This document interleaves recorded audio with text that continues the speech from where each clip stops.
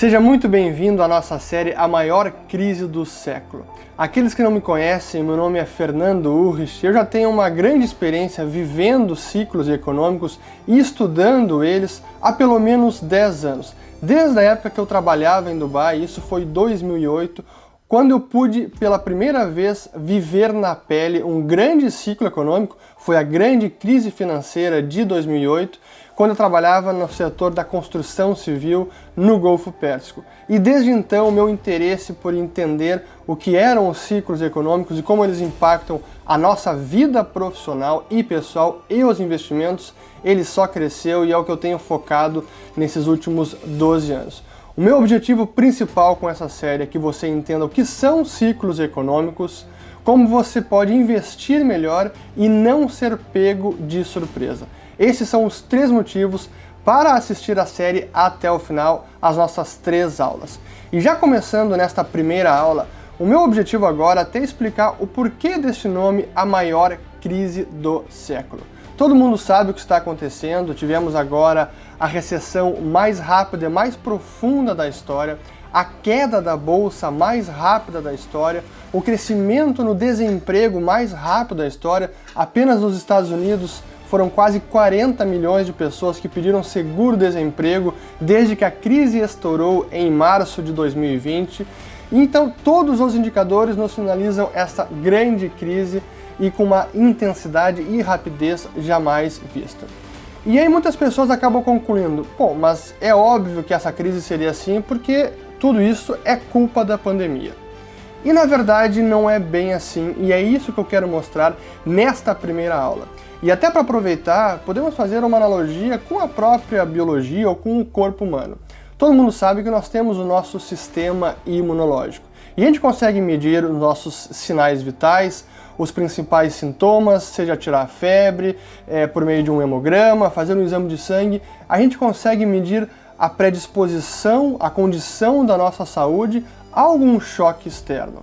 E se nós, por acaso, formos atacados por um vírus, nós podemos adoecer, mas não é apenas o choque externo que conta, é também o nível de imunidade do organismo. E com a economia não é diferente, pelo contrário, há muita semelhança. É possível sim medir pelos vários indicadores que existem na economia, a gente consegue tirar o pulso da economia, medir a febre, verificar quais são os sinais vitais e assim conseguir avaliar se a economia está predisposta a adoecer, o quão vulnerável ela está a alguma recessão. É claro que nós tivemos agora o grande choque externo, um choque exógeno, que foi a pandemia. Mas apenas a pandemia não explica o nível do cataclisma econômico e esse título que eu inclusive estou usando nessa série, a maior crise do século. Porque não nos enganemos, esta realmente é a maior crise deste século. Mas são os 2 fatores que explicam isso: o choque externo, a pandemia, e também a própria dinâmica interna do ciclo econômico, ou seja, a baixa imunidade da economia global. E é isso que eu espero mostrar nesta primeira aula. Então, sem mais delongas, agora eu vou colocar alguns gráficos aqui na tela e alguns dos principais indicadores que já sinalizavam como a economia estava com as suas defesas muito baixas. Como nós falamos na introdução, a pandemia foi um grande choque exógeno que acabou impactando uma economia cuja imunidade já estava bastante baixa. Então o objetivo agora é mostrar alguns indicadores que eu digo são sintomas ou uma forma de a gente medir os sinais vitais da economia e assim a gente vai ver como as defesas da economia, e não apenas americana, mas a economia global, realmente estava muito baixa. E que diante de um fator externo, um choque desse tamanho, a probabilidade de entrar numa recessão e gerar uma crise era muito alta. Então a gente começando com, esses são os 6 sinais ou 7 sinais principais que a gente vai ver aqui. Primeiro, o aperto do crédito, que é um sinal monetário. Da mesma forma, as turbulências de liquidez no mercado interbancário americano, e a gente vai ver como isso não era algo novo, o que aconteceu em março ou em fevereiro, vem de muito antes. Da mesma forma, a recessão industrial global, que um fenômeno que já vinha acontecendo na metade de 2019 em diante. Veremos também indicadores de confiança, normalmente utilizados no mercado, que são os indicadores dos gerentes de compras globais, assim como os diferenciais de crédito, taxa de desemprego, que normalmente é um indicador até mal compreendido pelos analistas e investidores, e a gente vai esclarecer aqui. E por fim, vamos falar do ciclo de expansão dos Estados Unidos, que já era o mais longo ciclo de atividade econômica, de expansão da economia americana. Então, avançando, acho que o primeiro gráfico que a gente precisa colocar aqui na pauta, que é a chamada inversão da curva de juros. Esse é um sinal muito falado e em 2019 ele foi muito tratado pela imprensa e houve várias matérias e analistas dizendo não, isso não importa, não causa recessão, não é um sinal preditivo, mas o fato é que esta inversão da curva de juros, que significa quando as taxas de longo prazo ficam mais baixas que as de curto prazo, e aqui eu coloco na tela é o diferencial entre o título do Tesouro Americano de 10 anos contra o título do Tesouro Americano de 3 meses. Então é um menos o outro. Então, a gente pode ver que quando eles ficam abaixo de zero, significa que o rendimento do título de 10 anos é menor que o de 3 meses. Em cada uma das recessões americanas, isso nos últimos 60 anos, que são essas linhas, essas colunas marcadas em cinza, são períodos recessivos, em cada um desses períodos, meses antes, a curva inverteu. Isso é, as taxas de longo prazo ficaram abaixo das de curto prazo. Aqui eu coloco o de 10 meses menos o de 10 anos menos o de 3 meses. E o que aconteceu aqui ano passado, e precisamente em agosto, até botar na tela cheia, em agosto de 2019, foi uma grande inversão da curva de juros americana.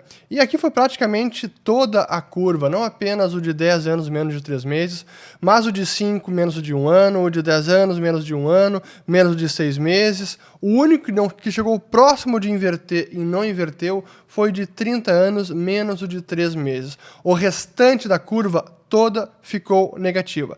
Praticamente todas as combinações possíveis. Da mesma forma aqui, o de 10 anos menos de 2 anos, que chegou aqui próximo de negativo, chegou a ficar negativo, mas poucos dias em setembro de 2019. E historicamente, como falado, esse indicador sempre foi um antecedente que previu recessões na economia americana. Então é um sinal importante que não poderia ser ignorado. Ele unicamente significaria ou garantiria uma recessão? É claro que não. Mas era um sinal de temor no sistema, na economia americana, onde há uma busca maior por crédito e as taxas de curto prazo, quando os agentes precisam se refinanciar, é algo natural que ocorre num fim de ciclo econômico e aí essa demanda maior por crédito, por refinanciamento, acaba elevando as taxas de juros de curto prazo e a busca por mais segurança faz com que as taxas de longo prazo caiam. Então esse é um fenômeno bastante comum e era um sinal muito importante dado já no início de 2019 e que se intensificou no segundo semestre. Outro dado importante, que é as turbulências no mercado interbancário, essa é a taxa que eu coloco aqui em azul, que nem dá para ver muito bem, porque é a taxa básica americana, Effective Federal Funds Rate, muito equivalente à nossa taxa Selic, e esse é um gráfico de praticamente 2 anos. E ela é a taxa definida pelo Banco Central americano, e junto com ela tem uma outra taxa muito importante, que acaba usando a Federal Funds como referência, que é essa Secured Overnight Financing Rate, também chamada de SOFR. E o que aconteceu ano passado, em 2019, que no meados, na verdade, do terceiro trimestre, foi em setembro, quase que do nada, em um certo dia, essa taxa do mercado interbancário, que é uma taxa que os bancos cobram entre si para emprestar dinheiro, liquidez no mercado interbancário, essa taxa disparou da noite para o dia e saiu do que era a meta, cerca de 2,25%, e foi para cima de 5%. Em alguns casos, chegou até quase 10%. Então esse foi um grande sinal amarelo no mercado do sistema bancário americano, o sistema chamado interbancário, que também sinalizava que algo de errado estava acontecendo. Então, por isso que eu chamo turbulências no mercado interbancário. E foi a partir desse momento que o Banco Central americano, esse é outro gráfico, onde eu mostro todos os ativos do Fed, Federal Reserve, que chegava ali em 4,5 trilhões, e o Fed começou numa política de normalizar, enxugar a liquidez do sistema, drenar a economia de liquidez, retirar dinheiro do sistema, mas a partir de setembro, quando houve essa turbulência no mercado interbancário, o Fed simplesmente cessou aquela drenagem de liquidez e começou um movimento contrário. Opa, vamos começar a injetar liquidez, porque esse tipo de disparada nas taxas de curto prazo nós não podemos admitir, é um sinal muito preocupante para o mercado interbancário. Então o Fed interveio e começou a fazer esta política de injeção de liquidez para tentar controlar as taxas que estavam disparando. Então, mais um sinal importante, isso foi setembro de 2019. Nem havia nenhuma conversa de pandemia, nem se sabia ainda. Começaram as primeiras notícias sobre pandemia na China, foi em outubro. Então, setembro não tinha nada sobre isso. Outro sintoma importantíssimo, o indicador da produção industrial, aqui eu trago que é o da Alemanha, que também já vinha mostrando uma retração desde dezembro, lá meados, finalzinho de 2018, e durante todo o ano de 2019 mostrava retração. Esse é o indicador que é o crescimento anual. Então aqui o caso da Alemanha, e aí da pandemia foi apenas uma queda ainda mais assim absurda, que foi acima de 20%. Mesma foto quando a gente olha para a produção industrial da Itália. Também ano de 2019, praticamente inteiro, mostrando uma retração. Não é desaceleração, é retração, queda da produção da indústria. Japão, mesma coisa, queda praticamente todo o ano de 2019, queda na indústria, e chegou lá finalzinho de 2019, quase 10% de queda. Novamente, antes de ter a pandemia, antes do Japão ser afetado. E da mesma forma, a China, que já tinha sido afetada, mas aqui mostrando como ela também vinha numa tendência declinante. Aqui a gente não vê nenhuma queda, uma retração da produção industrial, mas sim há um declínio no ritmo de crescimento. É o que esse dado aqui captura desde lá de 2010, essa tendência bem declinante, e chegou a 2018, 2019, novamente numa tendência de queda. Então a China mostrando a mesma coisa. E aqui eu mostro agora que é o índice dos gerentes de compras, chamados de Purchasing Managers Index, que normalmente ele é compilado pelo Institute of Supply Management, também chamado de PMI, Purchasing Managers Index. E aqui que eu vou mostrar primeiro é o dos Estados Unidos. Mesma foto. Esse é um índice de confiança. Ele é feito com base numa pesquisa que é enviada para os gerentes de compras de diversas empresas, principalmente de manufatura, então indústria nos Estados Unidos, no mundo inteiro. Aqui eu estou colocando apenas os Estados Unidos. E a gente vê também esse sinal de confiança importante, é um indicador antecedente, todo 2018 e 2019 em queda. E aí chegou lá 2019, nas mínimas que não se via desde 2016, quando quase tivemos uma recessão, foi uma forte desaceleração da economia mundial, e é o menor patamar, então, excetuando 2016, nos últimos 10 anos. Esse é o índice de compras dos Estados Unidos. Da Alemanha, mesma foto. Queda de 2018 até finalzinho de 2019, menor patamar da última década. Da Itália, mesma coisa, caindo bastante de 2018 até o finalzinho de 2019, menor patamar dos últimos 10 anos. Japão, também, queda de 2018, não é o menor patamar dos últimos 10 anos, mas os últimos 3 anos, ou 4, também vinha declinando. Então, é um sinal inequívoco de confiança de quem está na linha de frente, recebendo pedidos e que precisa fazer pedidos para abastecer a indústria com suprimentos. Por isso, esse é um dos grandes indicadores antecedentes de confiança que o mercado inteiro analisa com muito cuidado. E eu também, dentro desse índice de manufatura, que é o índice de novos pedidos, o New Orders, aqui apenas nos Estados Unidos.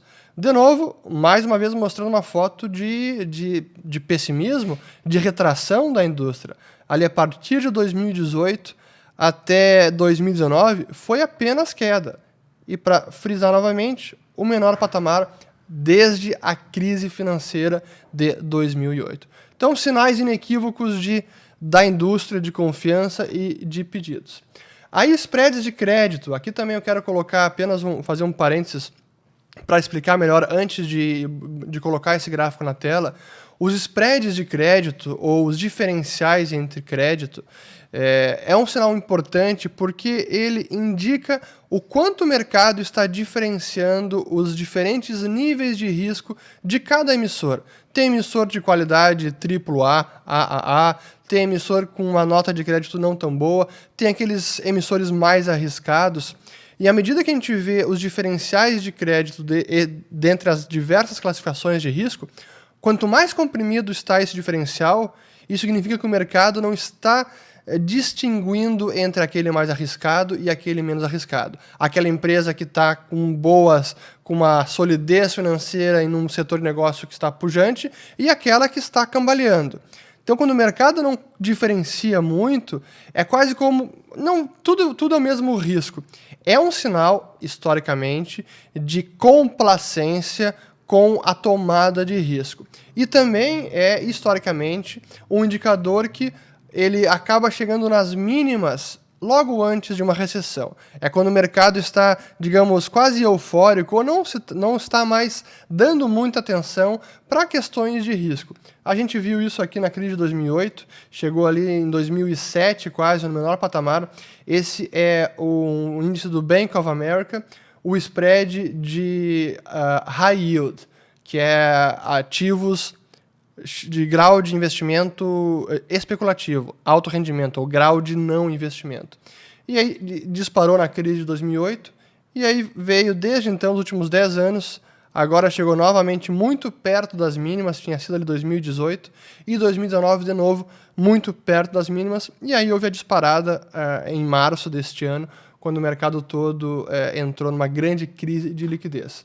Outro indicador semelhante, esse é a diferença entre o título das empresas BAA, então aqui também não é grau de investimento mais, aliás, isso aqui é grau de investimento, esse é o da Moody's, cada agência de classificação de risco tem a sua nomenclatura. Então esse é um grau de investimento, e a diferença entre ele e o título de 10 anos do governo americano. Então, bônus corporativos BBB, e título do governo americano de 10 anos. Novamente, aqui a gente vê, antes da grande crise financeira de 2008, nas mínimas.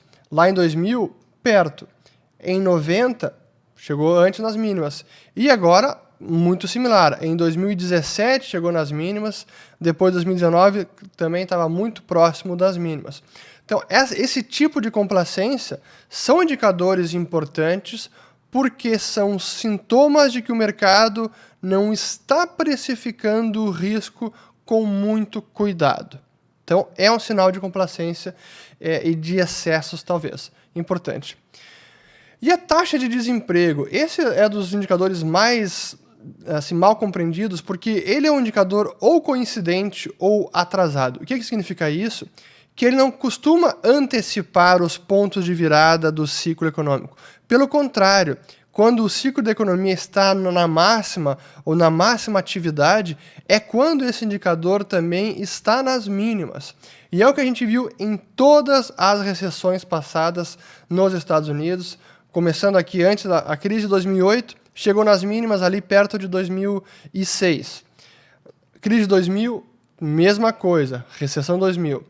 A de 90, mesma coisa. A de 80, mesma coisa. Aqui dos anos, finalzinho dos anos, meados dos anos 70, mesma coisa. Então a gente pode ver que quase que em todos os períodos de recessão, a taxa de desemprego estava na mínima logo antes de começar o período de recessão. E aí agora, como não poderia ser diferente, essa profunda contração da economia e súbita que fez disparar a taxa de desemprego.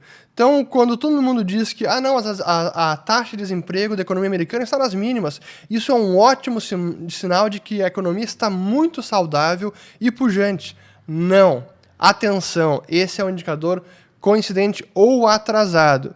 Quanto mais nas mínimas, mais preocupante pode ser quando a gente olha esse indicador em conjunto com os demais. Então, aqui a gente deixa a taxa de desemprego. E aí, para finalizar, que também é um indicador importante, que esse é até pouco comentado na imprensa especializada, aqui são os ciclos de expansão da economia americana. Esse é um gráfico que eu mesmo produzi. A fonte é o National Bureau of Economic Research, que é ele que faz a datação dos ciclos econômicos, ele que define quando se iniciou e se terminou um período recessivo ou um período de expansão. E aqui a gente vê desde 1854, que é esse primeiro período, cada ciclo de expansão da economia americana quantificado aqui em meses. Então, o que a gente vê é que desde 71, quando a economia americana entrou no chamado, o mundo entrou na era das moedas não conversíveis, quando o dólar perdeu a conversibilidade em ouro, o que a gente vê é que o ciclo de expansão aumentou, a média nesse período foi 73, isso considerando que o último ciclo aqui, esse gráfico eu fiz em maio de 2019, aqui estava quase chegando a 120 meses. À época, o recorde ainda era da expansão de março de 91 a março de 2001. Mas agora esse recorde foi batido pelo último ciclo de expansão, porque agora os Estados Unidos já estão oficialmente em recessão, começou em fevereiro, e esse período chegou a mais de 128 meses. O que eu quero mostrar com isso? Que o período de expansão da economia americana que nós nos encontrávamos era o mais longevo de toda a história americana. Isso significa que apenas por conta dessa longa expansão que ela vai acabar a qualquer momento? Não é garantia de que ela vai acabar. Mas também é um sinal importante. Mais de 10 anos de expansão da economia, sem nenhuma retração, apenas desacelerações em alguns anos, é também um indicador que precisa ser analisado com cuidado. E aí que eu concluo aqui com um slide para a gente refletir, concluir o final, é o seguinte: esses sinais todos nos garantem uma recessão? Não, é claro que não, mas eles nos permitem avaliar a saúde da economia, testar o nível de imunidade, ou que a gente pode dizer que seria a predisposição a uma recessão ou a vulnerabilidade a choques. Porque dependendo do estado da economia, o quão debilitada ela esteja, talvez não consiga absorver nenhum choque pequeno. Quem dirá um choque maior, como foi o caso da pandemia. Então é importante entender o papel dos indicadores, o papel dos sinais na leitura da saúde da economia. Essa ideia vale tanto para famílias, empresas ou para a economia como um todo. Aquelas empresas ou famílias que estavam agora muito mais endividadas e se deram de cara com essa pandemia, com essa crise econômica, certamente vão sofrer muito mais. Algumas empresas terão que decretar falências. Algumas famílias terão que decretar a falência, mas aqueles que foram mais prudentes, conservadores, que estavam com a sua imunidade mais alta, talvez vão conseguir passar por esta fase crítica sem maiores problemas. Então esse é o objetivo de entender os indicadores e que devem ser observados em conjunto, não apenas um de forma isolada. Precisa analisar todos conjuntamente. E, por fim, essa desaceleração global, como a gente viu, já estava em andamento em 2019. A pandemia precipitou uma recessão que muito provavelmente já ocorreria em 2020. E o fim de um longo ciclo de expansão dos Estados Unidos que estava cada vez mais próximo. Então, dessa maneira, a gente entende como a pandemia, sim, foi um choque exógeno brutal, muito forte, e que acabou encontrando uma economia global já debilitada e com a sua imunidade muito baixa. E o Brasil nisso tudo? Bom, o Brasil não é uma ilha e a pandemia e a crise global são choques exógenos, fatores externos que também causaram uma recessão por aqui. Na próxima aula eu vou explicar o que é um ciclo econômico, quais são as principais fases e como identificá-las. E convido vocês a comentarem aqui embaixo, deixando suas dúvidas, perguntas e também me dizendo o que acharam dessa aula. Espero que tenham gostado e até o nosso próximo encontro.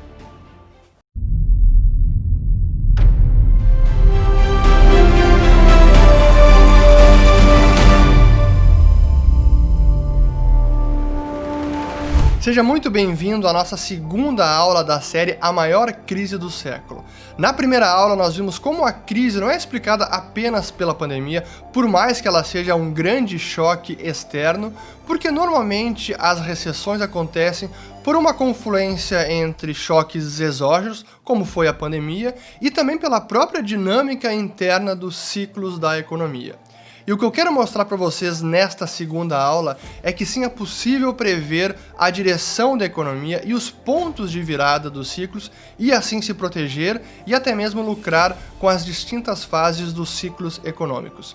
E antes de começarmos esta segunda aula, já convido vocês a se inscreverem no nosso canal do Telegram, assim vocês não vão perder nenhuma informação sobre os próximos conteúdos e a terceira aula, que é a nossa aula final e chave para que nós amarremos todos os conteúdos, com a primeira aula sobre a pandemia e a crise, esta aula sobre os ciclos econômicos e as fases, e a terceira aula sobre os 4 pilares para investir nas crises e também nos ciclos de alta. Então, espero que vocês gostem, compartilhem, comentem aqui embaixo também com dúvidas, sugestões e perguntas e o que mais seja. Então, com vocês agora a nossa aula 2 da maior crise do século. Na primeira aula desta série, nós vimos vários indicadores que já sinalizavam que o mundo estava desacelerando mesmo antes do choque da pandemia no começo deste ano, e que por meio desses indicadores era possível medir o nível de imunidade da economia global. E por trás de tudo isso está o conceito dos ciclos econômicos. E é justamente isso que a gente vai ver nesta segunda aula. Conforme a gente bota aqui na tela, a gente vai falar sobre essas novas eras e como vários analistas e economistas, inclusive, haviam decretado o fim dos ciclos em vários momentos do último século. Como a gente vai entender o conceito dos ciclos econômicos, quais são cada uma das fases do ciclo, o que são os indicadores antecedentes, como eles funcionam e como é possível prever a direção da economia e assim se proteger ou até mesmo lucrar com os movimentos da atividade econômica.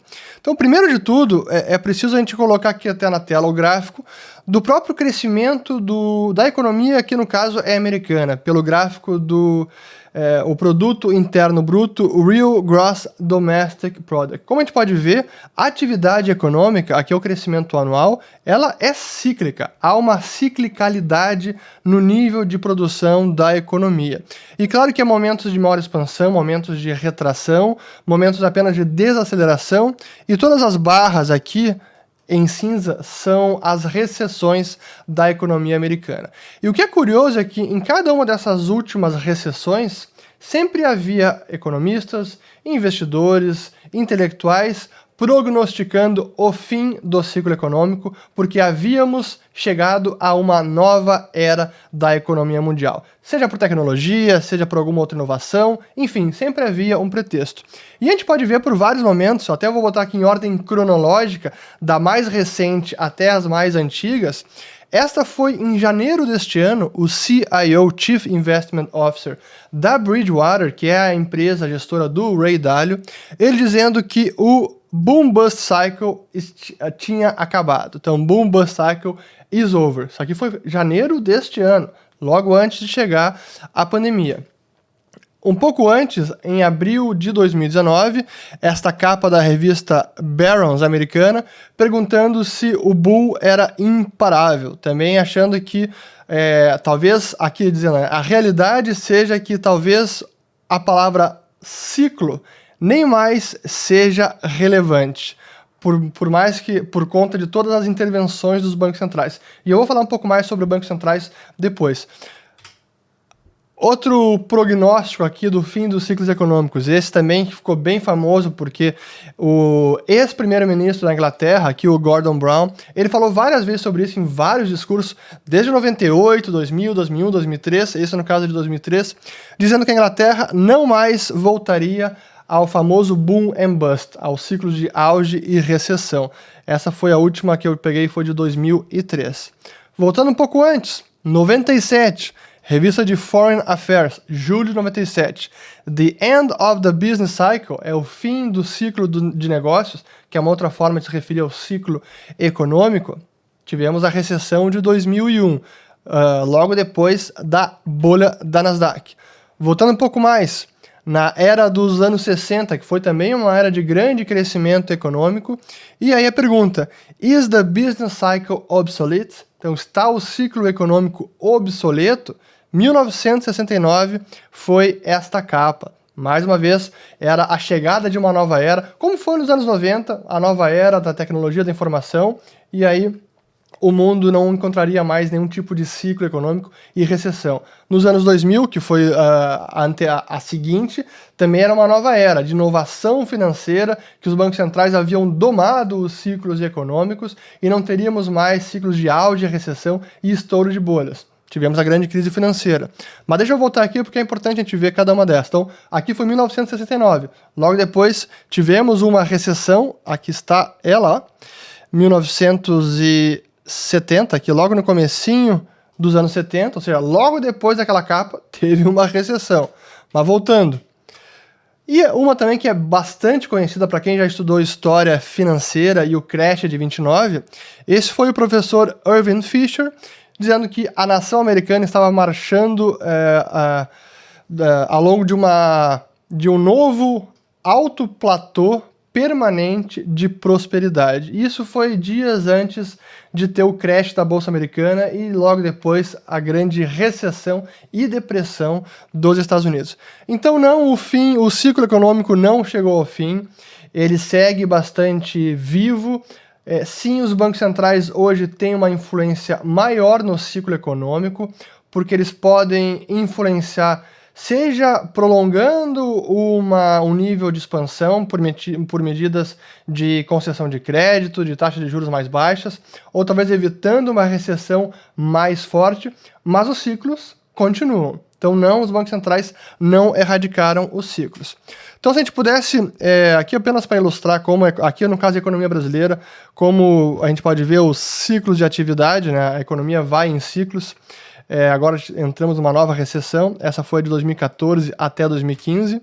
Aqui em ciclo, bem interessante esse gráfico, mostrando o ciclo, até vou botar em tela cheia, aqui mostrando o ciclo total, o acumulado em cada um desses períodos de expansão, 310% chegou lá nos anos 50, depois anos 60, 70, 238%, e aí os anos seguintes foram sucessivas recessões da economia brasileira. Então se a gente pudesse definir o fenômeno dos ciclos da economia, são flutuações recorrentes e irregulares da atividade econômica global, não é apenas setorial, é na economia de uma jurisdição, de um país como um todo. As principais magnitudes macro vão variando, como é a produção, como é o consumo, como é o investimento, o emprego, vários níveis de preços. E são oscilações cíclicas de duração variável. Não dá para a gente dizer que o ciclo dura uma semana, um ano, 2 anos, 5 anos ou 10 anos. Eles variam. Mas a gente pode também identificar como funciona essa dinâmica da oscilação da atividade econômica, das flutuações recorrentes da atividade econômica. Então, um período que a gente vê de contração da economia ou da recessão é quando a gente tem um círculo vicioso, onde caem as vendas, por isso cai a produção, cai o emprego, então aumenta o nível de desemprego, com isso cai a renda, com isso cai as vendas, num círculo vicioso. Esse normalmente é o fenômeno que a gente verifica durante a fase de recessão da economia. E o contrário, quando a economia recupera e passa a crescer, a se expandir, é um círculo virtuoso, onde as vendas sobem, a produção aumenta, o emprego sobe e a renda aumenta também. Então esse é o círculo virtuoso da recuperação e da expansão econômica. Se a gente olhasse as fases do ciclo econômico são basicamente essas 4 fases. Então a gente tem primeiro o nível de expansão da economia. Esta é a primeira fase, quando neste período há mais investimento, aumento de vendas, aumento de produção, aumento de emprego. Essa é a parte mais bacana do ciclo, porque é a parte alegre, que tudo dá certo, os investimentos são exitosos, quase que todo mundo começa a se sentir invencível, porque é a parte feliz do ciclo. Mas é também nesse momento, na fase 1, onde os erros empresariais começam a acontecer. Sobreinvestimento em alguns setores, ou investimentos nos setores que não são tão demandados pelos consumidores. Mas nesse momento da expansão é que há também a famosa expansão do crédito. Então essa expansão do crédito pelo sistema bancário, que também facilita e amplia o fenômeno do ciclo de atividade econômica. E aí chegamos ao ponto de virada, onde é chegada o pico de atividade econômica ou a crise, e onde a economia vira. Então essa seria uma fase transitória, o pico ou a crise. E aí vem a parte da contração da economia, dependendo do nível de contração, pode ser até uma depressão. E aí depois deste período de contração, que seria o período recessivo, vem a recuperação, onde as famílias e empresas recuperam, recapitalizam os seus balanços. A fase da contração é a fase onde os excessos são expurgados, onde os balanços são saneados, dívida é paga ou repagada, amortizada. As famílias, empresas, na verdade, empresas acabam demitindo funcionários, diminuindo-se a sua capacidade produtiva, fechando filiais ou fechando fábricas, ou postergando investimento.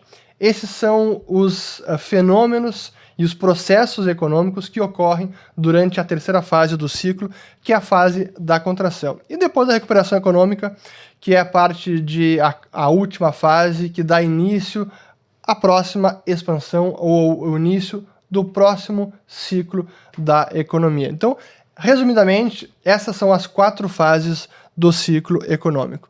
E o que é importante a gente entender é, dentro de toda a teoria dos ciclos e todos os dados que são possíveis de serem verificados e que a gente pode monitorar, há uma série de indicadores. Indicadores antecedentes, indicadores coincidentes, indicadores atrasados. Os atrasados são aqueles que registram uma mudança do ciclo depois que essa mudança já ocorreu, depois que já chegou a crise, depois que esses eventos já se consumaram. E os coincidentes, eles registram mudanças que coincidem com a mudança de atividade econômica. Portanto, o mais importante, ou o conjunto de indicadores que mais importa, são os indicadores antecedentes, porque são eles que nos permitem identificar antes da virada, antes do ponto de virada, e assim tomar alguma atitude proativa de se proteger, de diminuir o endividamento, de postergar um financiamento, de postergar uma decisão pessoal de uma aquisição de casa própria, contração de uma hipoteca, enfim. É nesse momento que o ciclo e a identificação dos pontos de virada pode beneficiar tanto uma decisão pessoal, de cunho familiar, ou também no seu negócio, na sua profissão, ou também de investimento, na gestão de portfólio, na gestão da sua carteira. Então, olhando agora os indicadores antecedentes, qual é o conceito principal? Vários desses indicadores, deixa eu até vou tirar do slide, vários desses indicadores eu mostrei na aula passada, como a curva de juros, atividade industrial, o índice de confiança dos gestores de compras na manufatura, na indústria, são indicadores antecedentes porque eles antecipam essas viradas da economia. Como a gente viu na aula passada, esses indicadores já mostravam uma desaceleração antes de chegar à crise, antes do choque da pandemia. Então é importante monitorar esses vários indicadores antecedentes e, conceitualmente, o que a gente pode mostrar é que eles aqui, eu fiz a curva do ciclo deslocada, os indicadores antecedentes, porque, de novo, eles começam a virar antes da virada do ciclo. Por isso que é importante. O mercado de ações é um indicador antecedente. Ele também vira e precifica muito rápido essas mudanças de ciclo. Por isso é importante ficar atento ao que acontece no mercado financeiro. Sim, é um mercado que há muita especulação, onde a expectativa, a formação de expectativas e as diversas percepções dos agentes influencia, sem dúvida, mas são indicadores antecedentes que também é preciso ficar atento. E o mais importante não é apenas olhar um indicador isoladamente, mas o conjunto desses indicadores. E assim a gente consegue ter uma leitura mais fiel da direção da economia.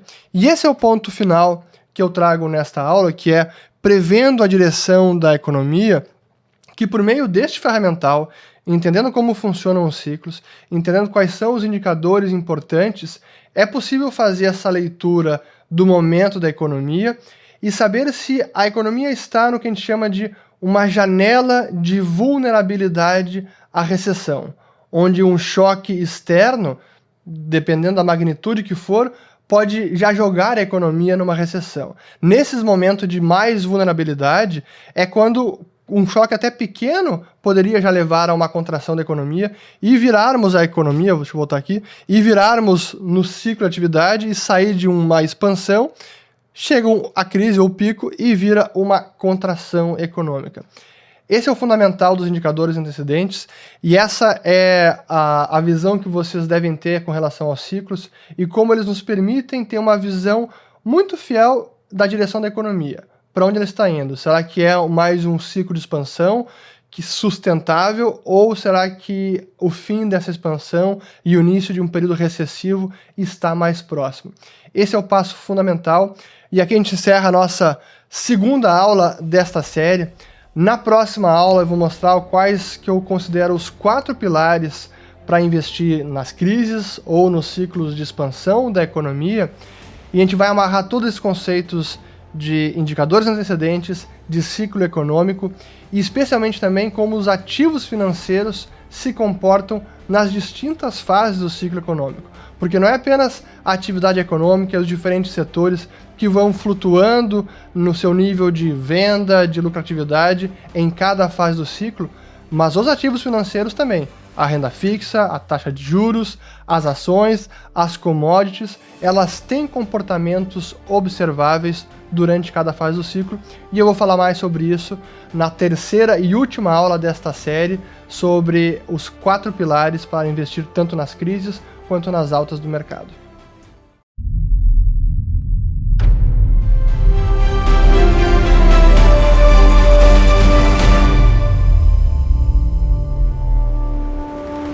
Seja muito bem-vindo à nossa terceira e última aula da série A Maior Crise do Século. Na primeira aula a gente viu como a pandemia foi este grande choque exógeno que encontrou uma economia global já debilitada, já fragilizada. Na segunda aula vimos o que é um ciclo econômico, quais são as suas fases, por que elas importam e como a gente consegue prever a direção da economia. E nesta terceira e última aula vamos falar sobre os 4 pilares que eu utilizo para investir nas crises e como, se você dominar esses 4 pilares, pode mudar totalmente o jogo. Então espero que vocês gostem desta aula e vamos a ela. Tenho recebido muitas perguntas sobre a nossa segunda turma do curso Ciclo de Mercado, mas isso eu vou deixar para depois. Antes eu gostaria que você assistisse até o final para entender quais são os 4 pilares que eu utilizo. Então, sem mais delongas, vamos a eles. Então, o primeiro desses 4 pilares é entender a economia, o dinheiro e o sistema financeiro. Segundo, a importância dos ciclos econômicos, como nós vimos na aula 2. O terceiro pilar, o comportamento dos ativos no ciclo, essa parte é fundamental. E, por fim, controlar a exposição, ou seja, a sua antifragilidade. Esses são os 4 pilares e agora eu vou explicar eles mais detalhadamente, o terceiro e o quarto, e o primeiro e o segundo, como a gente já viu um pouco deles, eu vou passar de forma um pouco mais apressada, porque não é necessário a gente se aprofundar tanto nesses 2 primeiros. Então, o primeiro pilar, como eu disse, é o entender a economia e o sistema financeiro. E aqui de forma bem simples, mas é de fundamental importância saber quais são os princípios da economia, o que rege o mercado, as leis, quais são as leis econômicas, como funciona o dinheiro e o sistema financeiro, especialmente as atuações dos bancos centrais e como a política monetária pode impactar a economia, as nossas vidas, o ciclo da economia e os ativos financeiros também. Então esse é o pilar número 1.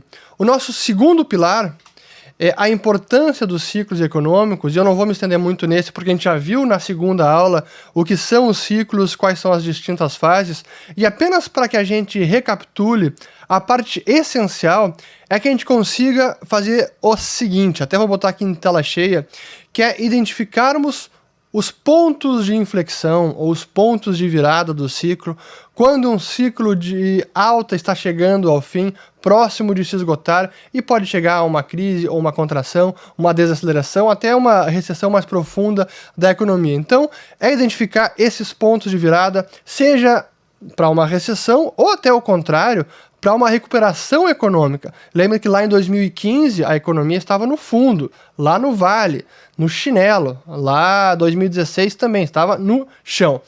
Então essa é a função de entender os ciclos econômicos e como a gente pode prever a direção da economia e assim se antecipar a esses pontos de virada. E aí o nosso terceiro pilar, que assim como a gente consegue entender a direção da economia, as principais variáveis, como alguns setores vão performando ao longo das distintas fases do ciclo, os ativos financeiros também têm comportamentos observáveis e previsíveis.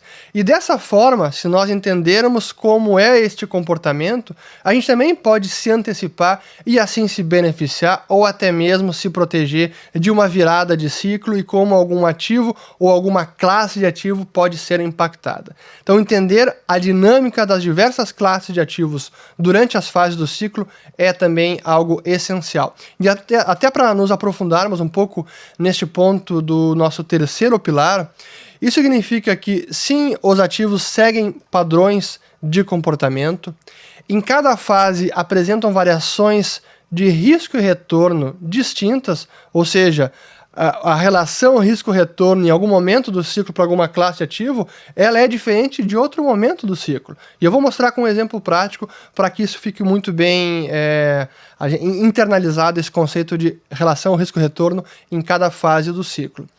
Setores são afetados também em graus variados ao longo do ciclo, aqueles que são mais distantes do consumo, que necessitam mais de crédito, são mais sensíveis a variações da taxa de juros, eles acabam sendo mais afetados em momentos diferentes do ciclo. Esses são aqueles setores mais cíclicos, como o próprio nome já intui, né? Eles acabam variando muito mais de acordo com a ciclicalidade da atividade econômica.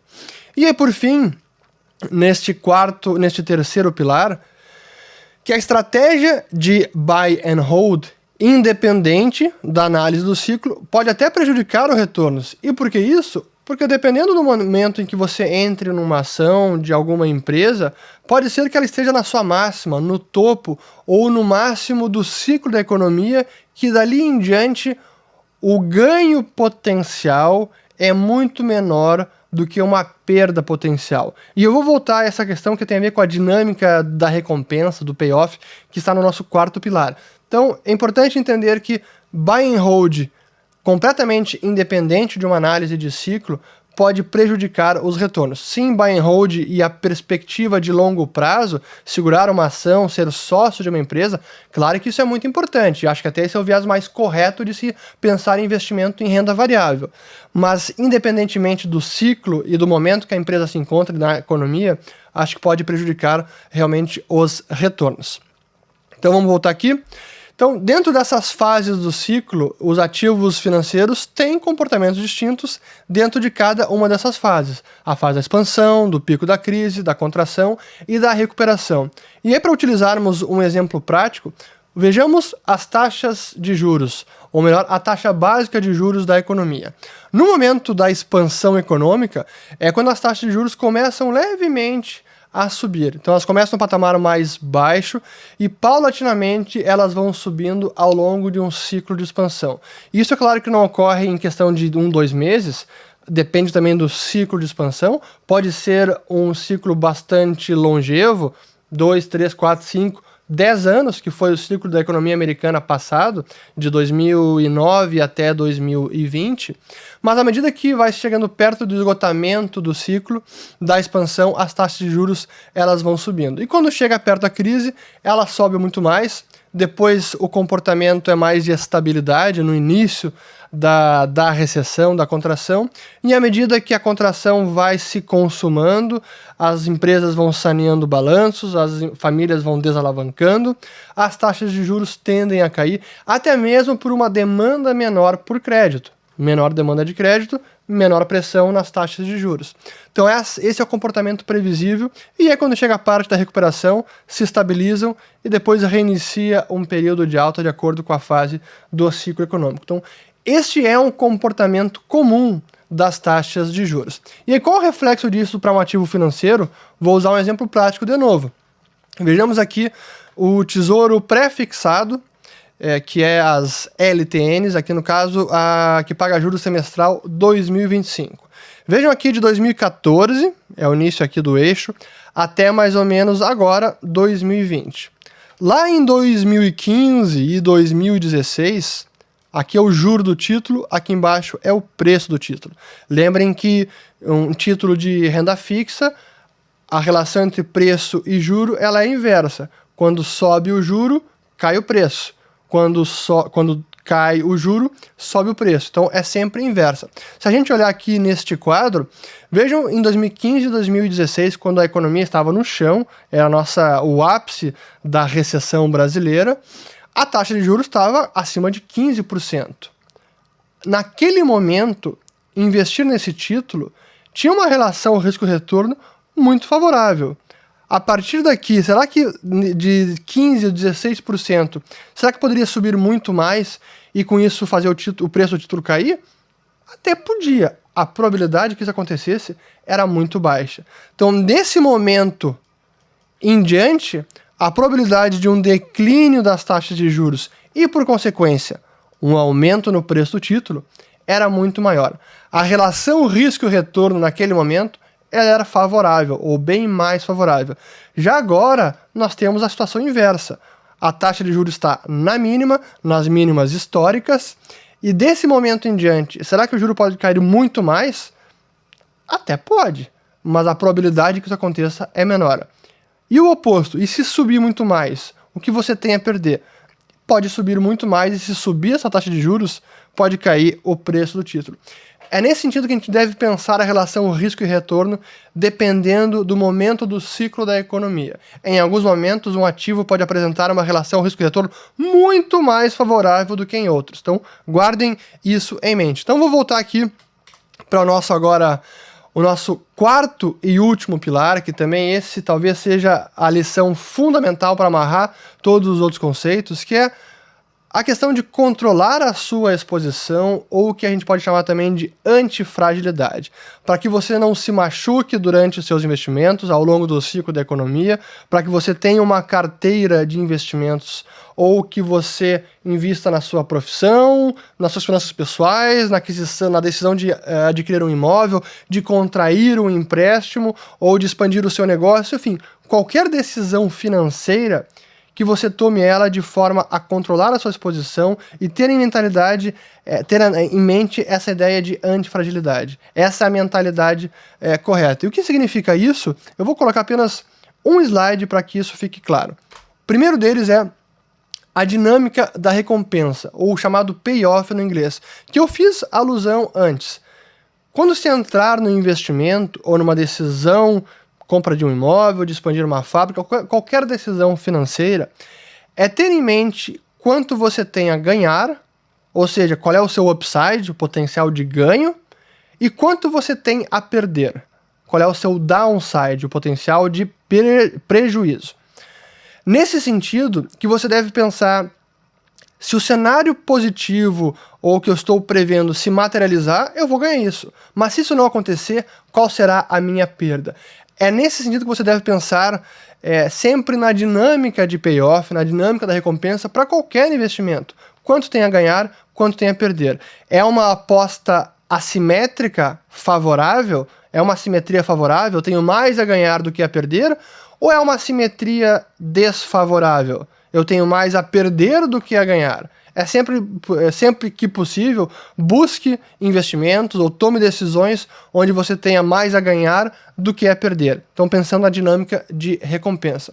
E aí, o ponto final, que a gente aqui acaba esses 4 pilares, nessa ideia de fragilidade, é importante nós entendamos que f de x é diferente de x.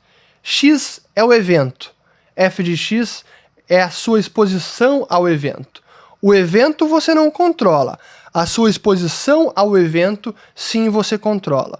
Você não controla se um outro carro, você está andando na rua e um carro vem e bate em você. Mas você controla sim se você coloca o cinto de segurança, se você compra um carro com airbag, se você anda mais devagar. Você tem algum controle da sua exposição ao risco. Mas os eventos à sua volta você não controla. E para trazer isso de forma bem prática e ilustrar com um caso real, vejamos o que estava a Bolsa de Valores em fevereiro desse ano. Aqui a notícia de 3 de fevereiro, Ibovespa vai à máxima após a abertura das bolsas nos Estados Unidos. Nesse momento, as bolsas chinesas estavam caindo bastante, porque a China naquele momento estava saindo do período de lockdown, as bolsas reabriram e foi mercado despencando na China. No restante do mundo, no Brasil inclusive, mercado bombando sem parar. Aí a pergunta, nesse momento, será que a bolsa ia seguir subindo mais, ir para 120, para 130, para 140 mil pontos? Ou será que ela ia cair para 60 mil pontos? Ninguém sabe. Ninguém controla este evento. Agora, o que sim você controla é, será que nesse momento eu coloco 50% do meu patrimônio? Será que eu boto 80%? Ou será que eu boto apenas 5% do meu patrimônio?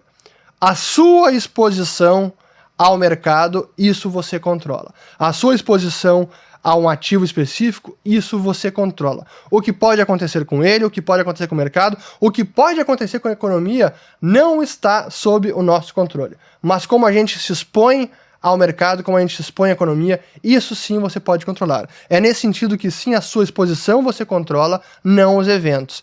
E este é o 4º pilar que a gente amarra então aqui, entender a economia, entender os ciclos econômicos e as suas distintas fases, como os ativos financeiros se comportam durante o ciclo e, por fim, controlar a nossa exposição, ter uma postura antifrágil, uma blindagem do seu patrimônio, das suas decisões financeiras, para que você tenha uma vida e um sono tranquilo, seja no seu negócio, na sua vida pessoal ou na sua carteira de investimentos. E com isso aqui a gente amarra, então, os nossos 4 pilares, aqui temos ele, aqui ó, os 4 pilares, até vou botar aqui em tela cheia, os 4 pilares para investir, seja no momento de crise, seja no momento de alta do mercado como um todo. Esta foi então a nossa série A Maior Crise do Século, com as 3 aulas sobre a pandemia e o choque exógeno, como a economia global já estava fragilizada, a importância dos ciclos econômicos e, por fim, que são os 4 pilares que eu utilizo para investir nas crises. E agora podemos falar então da nossa segunda turma do curso Ciclos de Mercado. Esta série que você acabou de assistir serve como um curso preparatório para o curso Ciclos de Mercado, que é muito mais aprofundado. São mais de 7 módulos, mais de 15 horas de conteúdo, onde a gente avança muito mais e aprofunda nas questões do sistema financeiro, nas questões de economia, da dinâmica do ciclo, quais são as razões fundamentais por trás do ciclo, as causas, como cada fase vai se desenrolando, como funcionam os indicadores antecedentes, coincidentes e atrasados, quais são os principais que você deve monitorar, além daqueles apresentados na nossa aula 1 desta série, assim como todas as classes de ativos, a gente analisa cada uma delas durante cada fase do ciclo, para que entendamos então os comportamentos observáveis dos ativos financeiros. Também há o módulo 6, onde nós aplicamos toda a teoria de ciclo a casos históricos específicos, como a grande crise financeira de 2008, nos Estados Unidos, na Europa, a bolha imobiliária de Dubai, que eu vivenciei na pele, a questão da China, enfim, é um módulo bastante prático. E aí, por fim, com estratégias, o módulo 7, estratégias específicas para que a gente consiga aplicar na nossa vida pessoal, no nosso negócio, nos nossos investimentos, todo o material apresentado neste curso Ciclos de Mercado. Então, a inscrição para a segunda turma do curso Ciclos de Mercado começa no dia 20 de julho agora. Deixa eu até botar aqui o nosso slide para eu não me perder. Então, as inscrições abrem às 9 horas de segunda-feira, dia 20 de julho, mas apenas para aqueles que se cadastrarem na lista VIP aqui embaixo. Então, deve ter um link, um botão aqui embaixo. Deixe o seu nome nessa lista VIP, porque isso vai garantir que você receba o e-mail com o link de inscrição, porque as matrículas para a lista VIP abrem às 9 horas, isso é 1 hora antes dos demais interessados na segunda turma. E o bônus nas 2 primeiras horas de inscrição, que vai das 9 da manhã até as 11 da manhã de segunda-feira, dia 20 de julho, é 1 mês gratuito no nosso serviço de assinatura, onde são lives semanais que a gente faz análises de assuntos contemporâneos, de economia, de mercado, assuntos atemporais também, tá muito bacana, tem mais de 12 horas de material lá, cheio de informação, com muita interação, tenho certeza que vocês vão gostar. Esse é o bônus apenas para quem se inscrever na lista VIP e adquirir o curso, fazer a sua matrícula entre as 9 da manhã e as 11 da manhã de segunda-feira, dia 20 de julho. Então, fico por aqui. Essa é a nossa série A Maior Crise do Século. Espero que tenham gostado. Espero que se interessem na nossa segunda turma. O curso está muito bacana. Eu sempre friso isso porque é um conteúdo que eu digo que qualquer pessoa deveria conhecer, deveria dominar. Serve para sua vida pessoal, para sua vida de negócios, empresarial, seja você um gestor, assessor de investimento, seja você um investidor independente, seja você apenas um empresário que tem seu próprio negócio, profissional liberal, profissional autônomo ou executivo de empresa. Qualquer um desses profissionais vai se beneficiar e muito deste conteúdo.